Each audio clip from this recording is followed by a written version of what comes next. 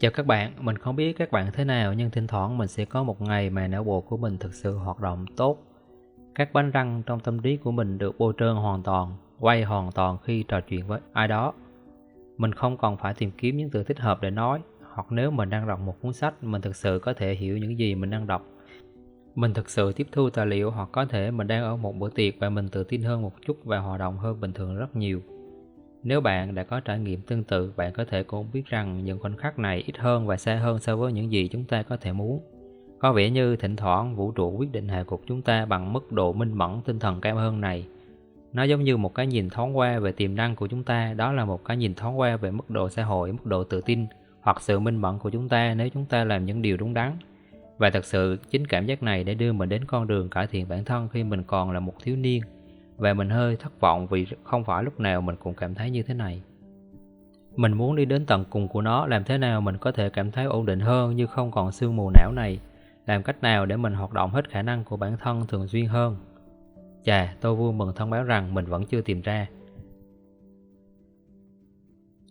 Mình sẽ không giả vờ như bản thân biết câu trả lời để sống hết khả năng của bạn mỗi ngày trong tuần, bởi vì mình không nghĩ điều đó thực sự khả thi, có một chút ngụy biện về sự hoàn hảo. Nhưng mình muốn điểm qua 3 điều để thực sự giúp mình xóa tan sương mù tinh thần và nó giúp mình hoạt động gần với tiềm năng tinh thần của mình hơn là nếu tôi không làm những việc đó.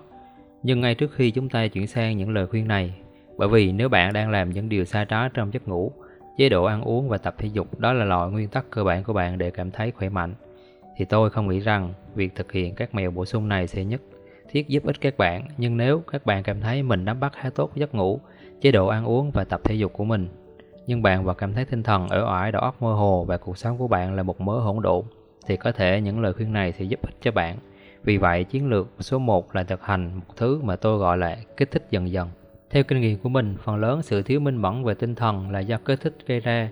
Khi mình làm điều gì đó có quá kích thích như duyệt mạng xã hội hàng giờ liền, hoặc vào YouTube để xem video liên tục cả ngày, mình bắt đầu phát triển chứng sương mù não. Nó có thể là kết quả của việc loại bỏ bộ não hợp lý của bạn trong một thời gian và chỉ chìm đắm trong sự tồn tại nguyên thủy này, nơi bạn tiêm cho mình dopamine và sự kích thích như thể bạn là một con nghiện. Và đây là một vấn đề bởi vì mình cảm thấy như rất nhiều người trong chúng ta có thói quen lướt Internet. Điều đầu tiên vào buổi sáng, chúng ta kiểm tra Facebook, Instagram, YouTube. Chúng ta gần như chỉ thấy những gì mới trên thế giới, giống như mang lại cho bản thân những cú kích thích trước khi chúng ta làm bất cứ điều gì. Trước khi chúng ta ăn, trước khi chúng ta tắm rửa, điều này khiến bạn cực kỳ khó nhảy vào một thứ gì đó nhàm chán hơn, nhịp độ chậm hơn như làm bất cứ công việc gì. Vì vậy, một cách để giải quyết vấn đề này là thực hành kích thích dần dần để tổ chức một ngày của bạn theo tăng cường sự kích thích khi ngày liên tục. Vì vậy, hãy nói bất cứ điều gì quan trọng nhất bạn phải làm trong ngày giống như một trong 10 điều thú vị. Nó không phải là rất vui vẻ, bạn đang sợ nó, bạn nên làm điều đó càng sớm càng tốt. Khi bạn thức dậy, khi bạn có năng lượng tinh thần đó, trước khi bộ não của bạn bị ăn mòn hoàn toàn, bạn nên lao vào trong 10 điều đó. Điều không vui lắm trước tiên, và sau đó bạn có thể chuyển sang những thứ dần dần thú vị hơn. Khi ngày trôi qua và khi sức mạnh ý chí của bạn dường như cạn kiệt và mức năng lượng thể chất của bạn bắt đầu cạn kiệt. Vì vậy, phương pháp này bạn không thực sự loại bỏ được các phòng truy cập Internet mà mọi người dường như vẫn làm. Bạn không nhất thiết phải ngừng kiểm tra mạng xã hội của mình, nhưng bạn nên hoãn việc đó cho đến khi bạn hoàn thành những việc quan trọng nhất mà bạn phải làm trong danh sách việc cần làm của mình. Bằng cách đó, dường như không có sự khác biệt lớn về giải trí giữa thú vui theo thói quen của bạn và dường như việc bạn thực sự phải làm. Nếu bạn bắt đầu từ con số 0 thì việc làm những điều không thú vị thực sự còn thú vị hơn là những lúc không làm gì cả. Trong khi đó, nếu bạn say mê mạng xã hội, tức là cứ 10 niềm vui thì có 7 niềm vui, và sau đó bạn cố gắng làm điều nhàm chán ít kích thích hơn, thì có vẻ như bạn đang bỏ lỡ. Chiến lược số 2 là brain dumping. Một trong những điều điên rồ nhất về tâm trí con người là tối thiểu 90% tất cả các hoạt động của não bộ chúng ta là tiềm thức. Và tôi nói mức tối thiểu vì có một chút tranh luận trong lĩnh vực khoa học về điều này. Một số nhà khoa học nói rằng con số này cao hơn 99,9%. Tất cả những chức năng tinh thần của chúng ta diễn ra ở cấp độ tiềm thức, và có nghĩa là khi chúng ta trải qua một ngày, mọi thứ chúng ta tiếp nhận, nhập vai, mọi thứ chúng ta ngửi thấy, chúng ta nhìn thấy, chúng ta nghe thấy đang được xử lý đằng sau hậu trường, mặc dù chúng ta có thể nhận thức được điều đó là một cách có ý thức. Điều này cực kỳ quan trọng khi nói đến sự minh mẫn về tinh thần, bởi vì chúng ta thực sự còn theo dõi những gì tiềm thức của mình biết. Bởi vì mặc dù chúng ta có thể không chú ý đến nó, nhưng chúng ta vẫn biết về nó.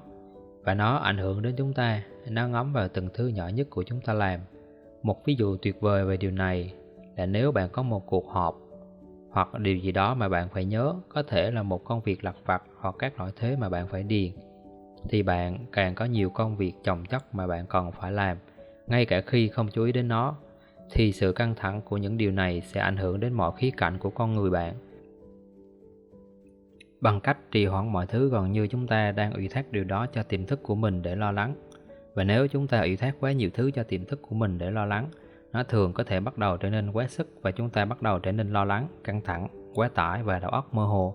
Vì vậy, tôi nghĩ rằng một cách tuyệt vời để giải quyết vấn đề này là đảm bảo rằng bạn giảm thiểu đáng kể nguy cơ xảy ra điều này là tập thói quen làm một việc mà gọi là brain dumping. Mọi điều nhỏ nhặt, có thể là mọi điều bạn phải làm, mọi điều bạn phải chịu trách nhiệm, mọi điều bạn cần phải ghi nhớ, bạn đều viết ra. Bạn có một tài liệu khổng lồ và có vẻ phản tác dụng và có một danh sách khổng lồ những việc bạn phải làm. Bạn có thể cảm thấy như bạn sẽ bị choáng ngợp với điều này. Theo kinh nghiệm của mình, bạn sẽ ít căng thẳng hơn khi danh sách khổng lồ này là để danh sách đó trong đầu của bạn rò rỉ vào mọi việc bạn làm trong suốt cả ngày. Sẽ tốt hơn nếu bạn có một bản sao vật lý về những lo lắng của mình hơn là giữ nó trong đầu và cố gắng càng kỹ lưỡng càng tốt. Nếu chỉ cần làm điều đó giúp bạn giảm bớt gánh nặng trong tiềm thức của mình, bạn chỉ cần đang trút hết tâm trí của mình vào một tờ giấy. Bạn chỉ đang dọn sạch mọi thứ bẩn thỉu và đặt nó vào ở đâu đó bên ngoài. Bây giờ chắc chắn sẽ mang tính xây dựng và nhẹ nhõm hơn như vậy. Tôi thực sự khuyên bạn nên tiến thêm một bước và sau đó tổ chức các nhiệm vụ của bạn theo ma trận Eisenhower. Giờ đây, ma trận Eisenhower về cơ bản chỉ là một hệ thống sắp xếp tầm quan trọng và tính cấp bách của các nhiệm vụ khác nhau của bạn. Việc vừa quan trọng vừa cấp bách thì nên làm trước. Việc vừa khẩn cấp vừa không quan trọng thì tìm cách ủy thác hoặc là muộn hơn một chút, hoặc cuối ngày. Khi nào chưa kịp làm, cần bao nhiêu năng lượng tinh thần. Những việc không khẩn cấp, không nhạy cảm về thời gian nhưng vẫn quan trọng, bạn nên tìm cách lên kế hoạch cho những việc đó và tính toán thời gian hợp lý để bạn có thể từ từ loại bỏ nó. Và những việc không khẩn cấp và không quan trọng bạn không nên làm. Bất cứ điều gì trong bộ não của bạn không khẩn cấp cũng không quan trọng, bạn nên tìm cách loại bỏ trách nhiệm làm việc đó. Tôi không thể diễn tả cho bạn biết điều này và sẽ mang lại cho bạn sự rõ ràng về tinh thần đến mức nào. Nhưng chỉ cần để tiềm thức của bạn bị quá tải với tất cả các nhiệm vụ và trách nhiệm mà bạn phải làm, mà thay vào đó hãy để chúng hiện diện trên một số mẫu được tổ chức bên ngoài, sẽ giải phóng bộ não của bạn để hoạt động bình thường. Bây giờ điều thứ ba mình muốn đề cập đến là một thứ mà dạo gần đây các bạn đều thấy phổ biến trong cộng đồng cải thiện bản thân. Nhưng mình có vài điều muốn nói về nó. Đó là chánh niệm. Chánh niệm về cơ bản là hành động rèn luyện bộ não của bạn để không tồn tại trong giả thuyết mà là thực tế. Bạn gần như mang ý thức của mình từ bên ngoài và tất cả những suy nghĩ bận rộn, lo lắng, ồn ào chắc chắn đang diễn ra trong đó, và bạn mang nó vào cơ thể của mình, vào những gì trước mặt bạn, những gì hữu hình, những cảnh vật, mùi vị, những cảm xúc xung quanh của bạn, và thực sự ngăn bạn suy nghĩ quá nhiều về mọi thứ. Và khi chúng ta loại bỏ suy nghĩ quá mức hoặc quá khích, nó là nguyên nhân chính gây ra sương mù não. Và một điều thực sự thú vị về chánh niệm là mặc dù thực hành nó mỗi ngày là tốt nhất, nhưng bạn không thực sự phải làm như vậy. Khi bạn bắt đầu tìm hiểu cơ thể thoát khỏi tình trạng siêu não hóa và bước vào thời điểm hiện tại, bạn bắt đầu nhìn thế giới qua một lăng kính khác, một lăng kính khách quan hơn. Một trong những chấp nhận thực tế như là điều này có thể thay đổi quan điểm của bạn vĩnh viễn. Nếu bạn thấy mình là người suy nghĩ quá nhiều về mọi thứ, bạn dễ lo lắng, bạn dễ suy nghĩ quá nhiều, thì chánh niệm là điều không cần bàn cãi. Vì vậy, trong khoảng 2 tuần chỉ cần thực hành chánh niệm trong 5 phút mỗi ngày. Có hàng triệu hướng dẫn trên YouTube về cách thực hiện điều đó. Vì vậy, để tóm tắt, hãy thực hành kích thích dần dần, tìm ra những điều quan trọng nhất mà bạn cần làm trong ngày là gì và thực hiện những điều đó trước tiên. Hãy trì hoãn việc say mê mạng xã hội, càng lâu càng tốt, và dần dần nâng cao giá trị từng hoạt động mà bạn phải làm trong ngày. Thứ hai, lấy mọi thứ đang làm quá tải tiềm thức của bạn và đặt vào nó một phương tiện vật lý, một tài liệu khổng lồ về mọi việc bạn phải làm, và sau đó tổ chức kho lưu trữ chất xám đó vào tổ hợp Eisenhower. Thứ ba, thực hành chánh niệm, học cách loại bỏ tiếng ồn ra khỏi đầu, học cách ngừng quá khích hóa mọi thứ và bước vào thời điểm hiện tại, nơi mọi thứ rõ ràng, đơn giản và bình tĩnh hơn rất nhiều. Hy vọng 3 điều này sẽ giúp tinh thần của các bạn hiệu quả hơn, vì 3 điều này là một trong những điều quan trọng giúp mình có tinh thần minh mẫn trên cơ sở nhất quán hơn. Và mình thực sự hy vọng nó cũng có thể giúp ích cho bạn mở rộng điều gì đó mới, mở rộng trí não của bạn. Cảm ơn các bạn đã xem video đến giờ này. Mình hy vọng bạn đã tìm thấy giá trị nào đó trong video này. Nhưng nếu bạn vẫn ở đây và thích nội dung này, hãy nhấn like và đăng ký kênh nhé. Chúc bạn có một khoảng thời gian vui vẻ. Hẹn gặp lại tất cả các bạn.